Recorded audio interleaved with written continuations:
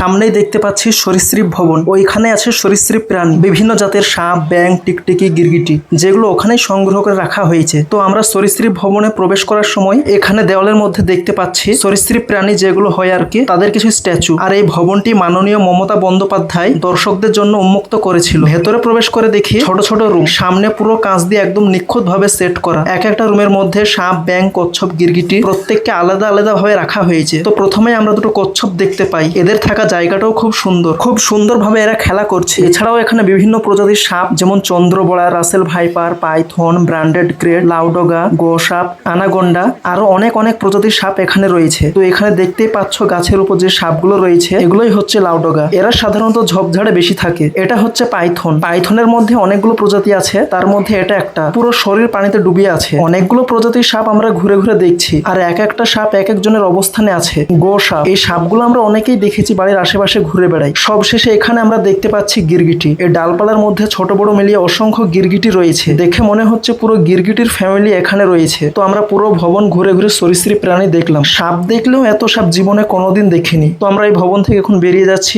দেখা হচ্ছে আবার নতুন কোনো ভিডিও নিয়ে।